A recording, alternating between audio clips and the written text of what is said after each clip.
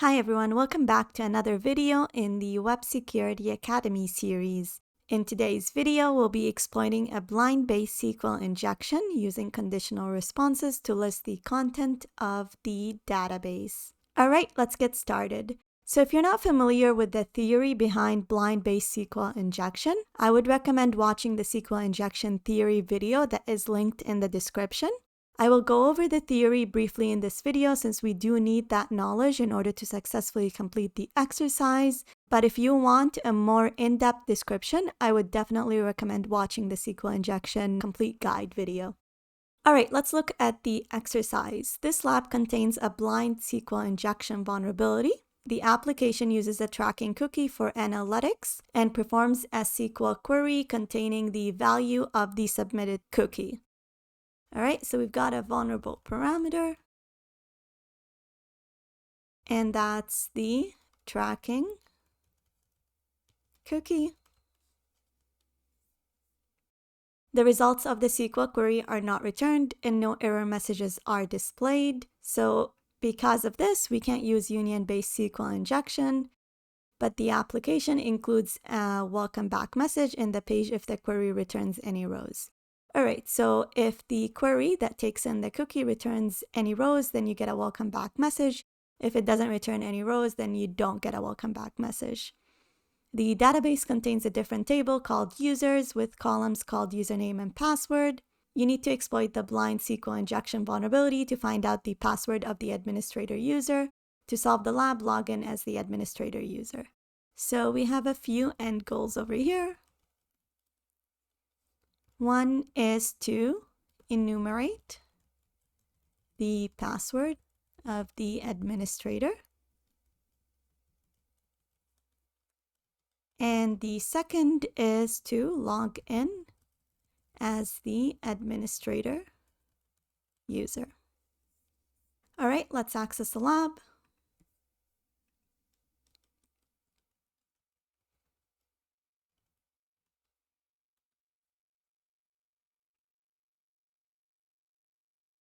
Okay, so it looks like it's a similar application to the one we've been dealing with in the past couple of exercises. If you look at the cookie editor extension, you can see over here that there's two cookies. One is the session cookie, which has this value, and then two is a tracking ID cookie, which has this value. Now, because the exercise tells us, we know that this field is vulnerable, but if you didn't know that it was vulnerable, what you would do is literally fuzz every parameter that talks to the backend. And depending on the responses you get from your fuzzing, then you could figure out whether it's vulnerable or not. Okay, so now you could see there's home and my account. We don't see a welcome back message because this is the first time we use this tracking ID. However, now when we try to visit another page, it would be the second time that we use that tracking ID, and so we should be presented with the welcome back message. So let's go to, for example, accessories.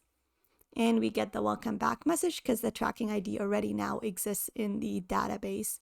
Now going back to home and so on, you'll always get that welcome back message. Alright, so let's open up Burp to see how we could confirm that this is vulnerable and then how we could exploit it. I usually use the community edition of Burp, but today I'm going to be using the professional version of Burp. And the reason behind that is because it's just so much faster than the community edition. But all the tasks that I'm going to be performing using the professional edition, you should be able to do with the community edition. It just will be a little bit slower. And if you stick around till the end of the video, we'll also script this in Python. And this way, even if your community edition is too slow, you could simply write a script in order to finish this task. Okay, let's make this a little bit smaller. And I'm going to go to user options, display, and put this at 17.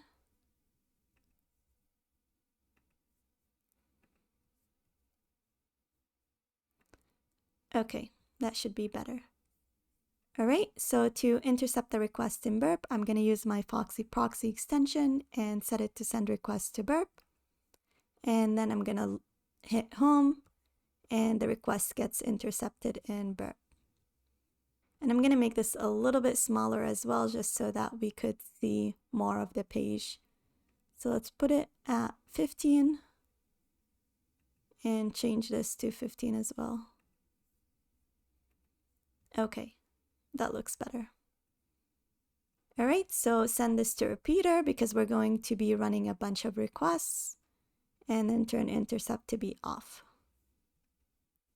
Okay, so looking at repeater, I'm going to put the request and the response side by side by clicking on this button over here and closing this. Okay, so the first thing to do when testing for blind-based SQL injection is to force a true use case and see how the application responds, and then force a false use case and see how the application responds.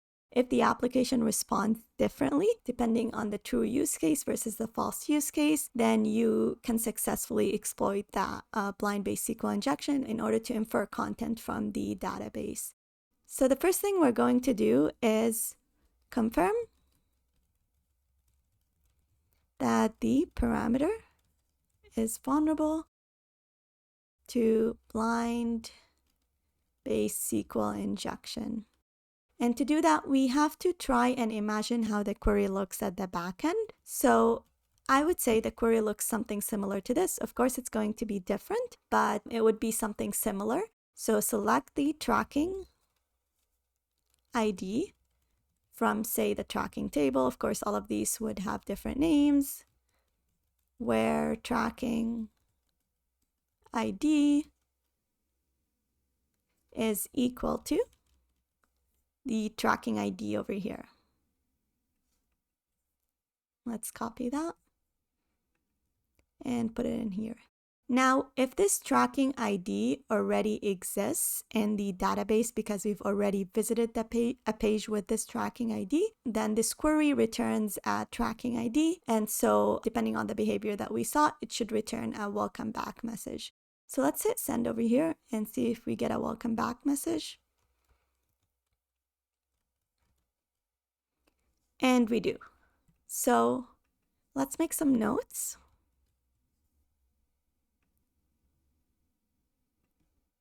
So if this tracking ID exists, then the query would return a value. And then we get a welcome back message. However, if the tracking ID doesn't exist,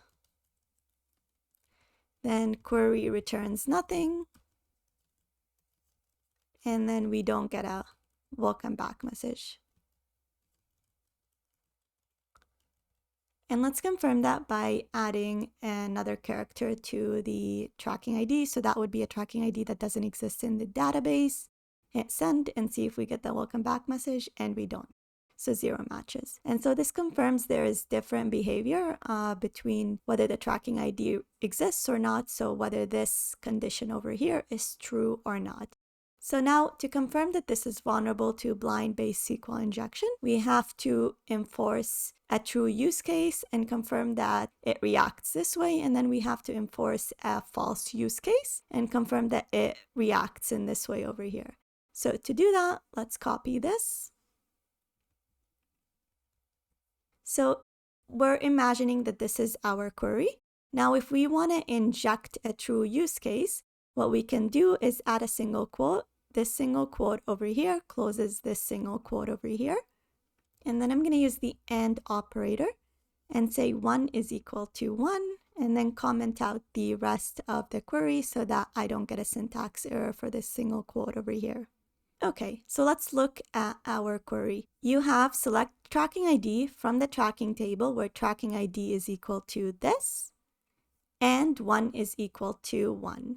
Now, tracking ID, this tracking ID, we already tested with it, and so we know it exists in the database. This will evaluate to true, and 1 is equal to 1 will always evaluate to true. And so this entire where clause will evaluate to true, which will result in a tracking ID being outputted, which will result in the welcome back message. And so we should see, since this is a true use case, we should see a welcome back message. So let's confirm that that's happening. We'll copy our injected code and we remove the character that we added. and then Control U to URL encode it, and hit send. And here we go. We find a welcome back message over here, which means that one, it interpreted this as SQL code. So we definitely have a SQL injection, but it also tells us that we get a welcome back message whenever the use case is true. Now, if we can prove that we don't get a welcome back message when the use case is false, then we have an exploitable blind-based SQL injection. So let's do that right now. So instead of 1 is equal to 1, we'll say 1 is equal to 0. So over here, you've got select the tracking ID from the tracking table, where tracking ID is equal to this one. Now we know this will evaluate to true because this is a tracking ID that we already visited the page with. And then 1 is equal to 0. 1 will never be equal to 0. And so this will evaluate to false. False and true is false. And so this entire query will return a false. And we said if it's a false, then we shouldn't get a welcome back message. So let's check if that's actually the case. Let's copy that. Put it in the request. Do Control U to URL encode it. And hit send. And here we go. We do not get a welcome back message. So we've proved that the application responds differently on whether we're asking it a true question versus a false question. Now, how can this be useful? A simple use case that we could start out with is to ask the application if the user's table exists in the database. So the second thing we're going to do is confirm that we have a user's table. Of course, because this is a blind-based SQL injection, we're stuck asking the application true and false questions, and so we're going to ask the application, does the user's table exist? If we get a welcome back message, that means it does exist. If we don't get a welcome back message, that means it doesn't exist. Okay, so to do that, let's copy this.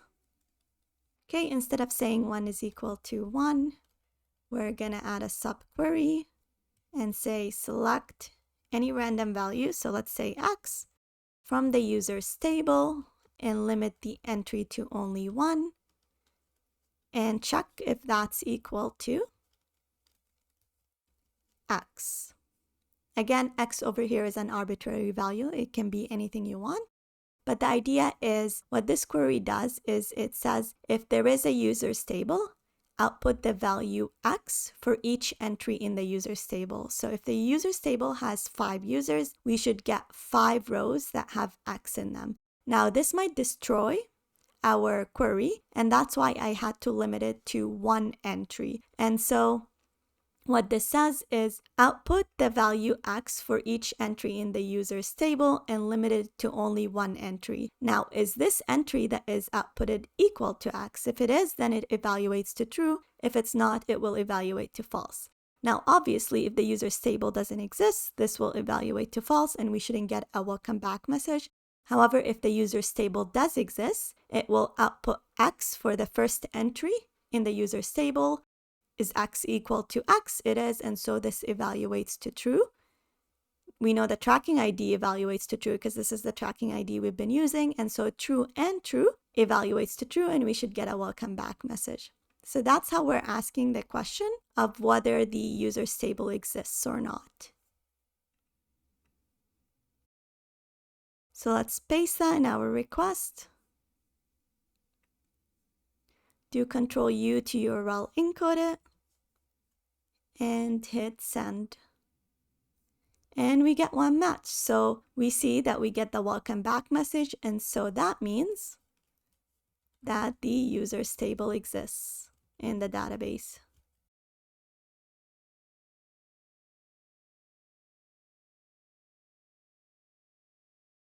Okay, so the next thing to do is confirm that the username administrator exists in the database.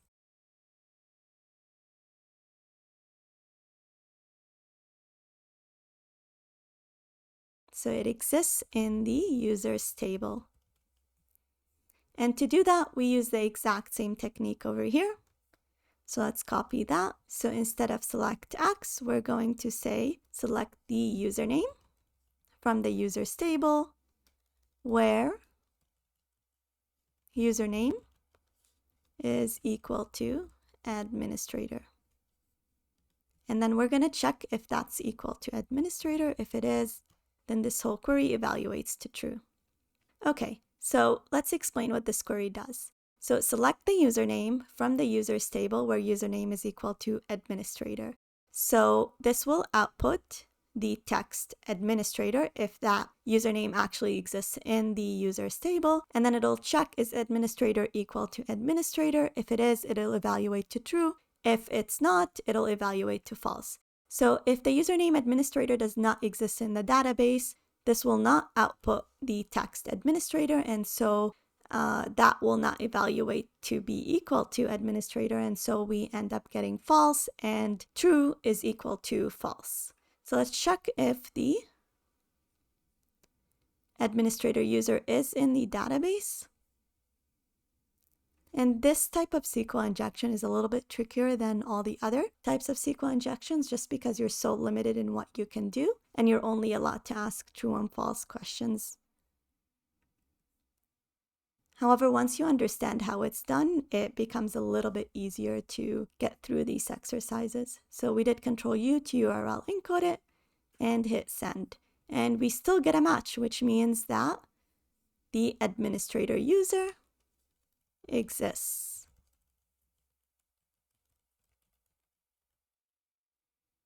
Okay, so now let's try it with, for example, the user administrator and something else, a user that we know does not exist in the database because we put random values and hit send, and we don't get a welcome back message indicating that this user over here does not exist in the users table. Okay, perfect. The fourth thing that we need to do is enumerate the password of the administrator user. And again, what we could do over here is copy this, put it in here, and say select the password from the users table where the username is equal to administrator and check if this password is equal to, for example, welcome 2021 exclamation mark.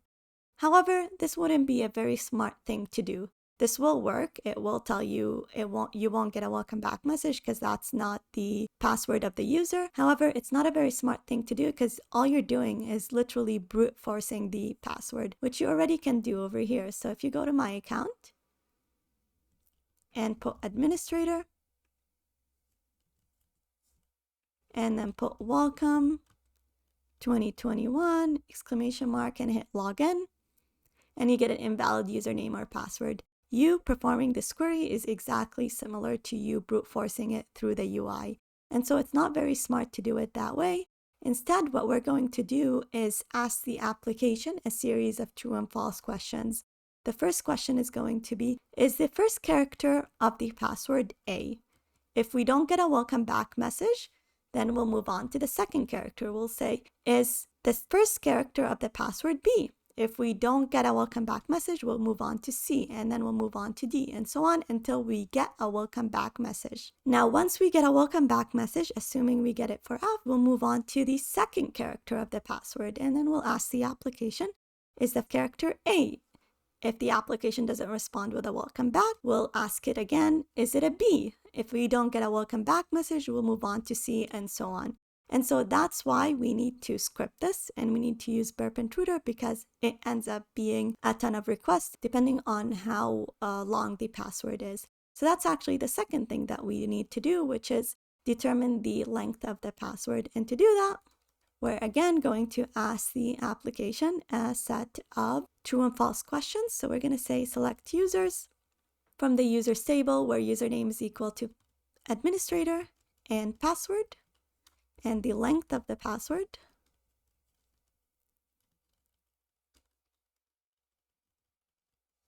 is bigger than 1. And then we're going to say, is that equal to administrator? And this is not users, it's username. Okay, so let's see what this query does over here. So select the username from the users table where username is equal to administrator and the length of the password is bigger than 1. The output of this query is equal to administrator. If it is equal to administrator, then it evaluates to true. If it's not equal to administrator, then it evaluates to false. Okay, so we know for sure that the length of the password is going to be bigger than 1. So what we're going to end up doing is if this evaluates to true, that means that the password is bigger than 1. Then we're going to ask, is it bigger than 2? And if it still evaluates to true, then we're going to ask, is it bigger than 3? And then if that still evaluates to true, we're going to ask bigger than 4. And so on until it no longer evaluates to true. And that's how we're going to figure out the number of characters in the password. So let's copy that and put it in repeater.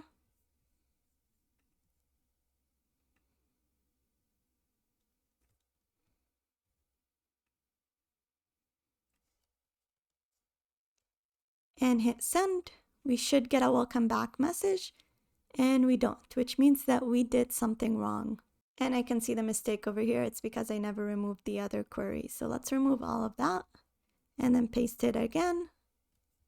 And then do Control U to URL encode it. Hit send. And we get a welcome back message telling us that the password is at least bigger than 1. Now let's try a much bigger number.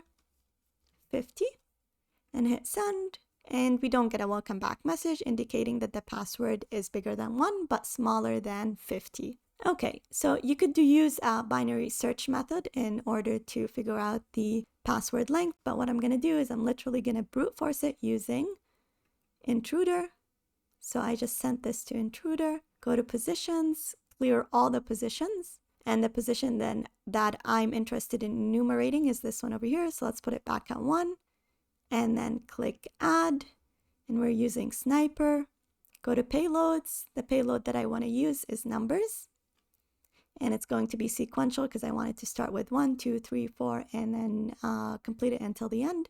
So we're going to start from 1 and then go all the way to 50 because we know for sure that it doesn't reach 50. And then the step count is 1. And what that means is start off with 1 and then add 1 to that, so 2, and then add another 1, so 3, so on. So you end up with 50 requests at the end. And I'm going to click on Start Attack.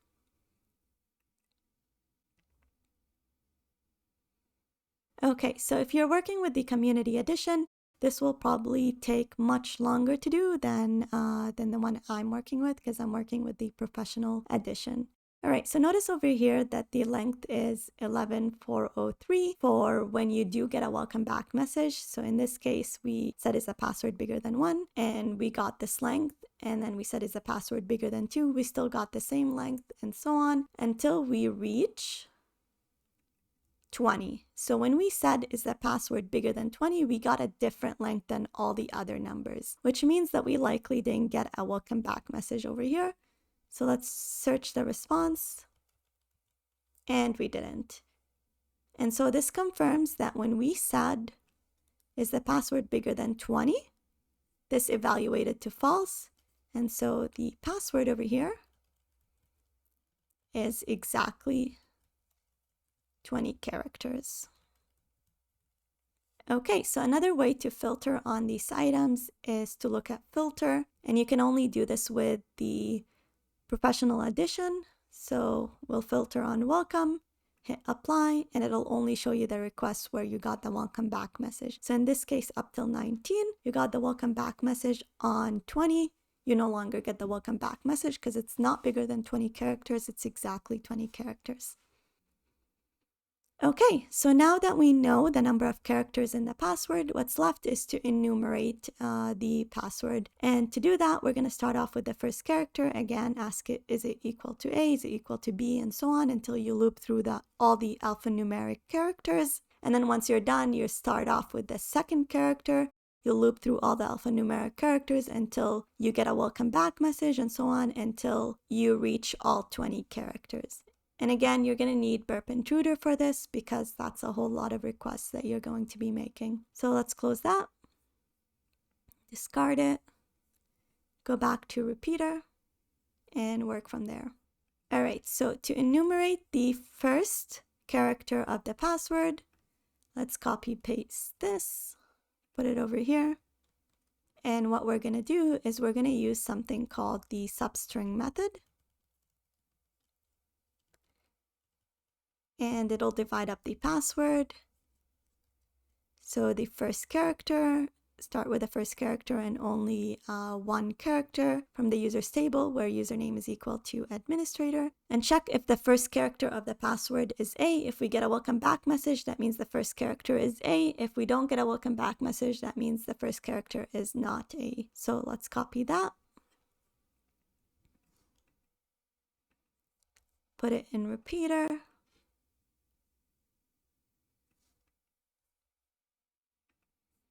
And then Control U to URL encode it. And hit send. And we don't get a welcome back message indicating that the first character of the password is not A. Now let's try all the other alphanumeric characters. So we're going to send it to intruder to do that. Again, we go to positions, clear all the positions, and then highlight this one by clicking add. In payloads, we're interested in brute forcer. And this checks all the alphanumeric characters. The minimum length and maximum length is equal to 1 because I wanted to try one character at a time. And I'm going to click on Start Attack. Okay, so we could see over here, we saw that A did not have the welcome back message and it has a length of 11342. So we're looking for a different length. And here we go. So we could see at 5, we get a different length. And if we look at the response of 5, we have a welcome back message. So we've enumerated that the first character is 5. Now we're going to do that for the second character and so on. So instead of doing this 20 times, what I'm going to do is I'm going to use, so let's discard this. I'm going to use a different type of attack. And that's called a cluster bomb. So instead of just having this as one of our payloads, we're going to add this one as well. So we'll add 1 and then add A. And then in the payloads, so starting with 1, I want the first one to be numbers. And it's going to be sequential again from 1 to 20 because that's the number of characters in the password. And each time I want it to step one number. And then for the second payload, which would be this one over here, I want to add brute forcer and test out all the alphanumeric characters. And again, minimum length is 1 and maximum length is 1 because I wanted to try one letter at a time or one character at a time. And then I'm going to hit Start Attack. And you could see over here, there's 720 requests. If you try doing it with the community edition, which I did, it'll take hours to run. And so I wouldn't recommend doing it using that. And if you don't have a professional edition, what I would do is just script it in Python, which you'll see will only take a couple of minutes. So we could start filtering out on the welcome message. Hit apply. And you'll see over here for the 10th character of the password, it's A. The 5th character of the password is B. The 17th character of the password is B, and so on. So let's order on this one. And it doesn't order correctly because it doesn't see them as numbers, it sees them as strings. Okay, that's fine. So what I'm going to do, and it's done. So what I'm going to do is put this over here. So you've got 1, 2, 3, 4, 5, 6, 7, 8, 9, 10, 11, 12, 13, 14, 15, 16, 17, 18, 19, and 20. Okay, so we said the first one is 5. Let's confirm that it is. Okay, number 10 is A. So we'll put that over here.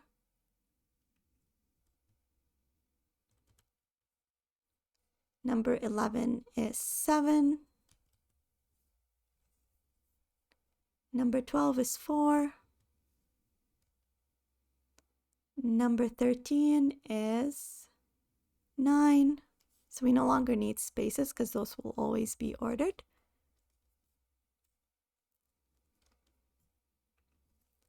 So 4, 9, 14 is C, Y, 0, B, 7, 6, and then we need number 20, which is S. Okay. And then we'll start off with 2. So 2 over here is 2. Number 3 is R, Q, B, J, T, J, P. Okay, so that should be 20 characters. Let's copy that and try to log in as the administrator user using it. Okay, click on my account, click on administrator, and put in the password and hit login. Okay, it says congratulations, you solved the lab. If you would like to see a detailed version of the video where we both exploit the vulnerability manually and then script it in Python, check out the video linked on the screen. Also make sure to hit the subscribe and share button so that the video reaches a wider audience. Thank you and see you in the next video.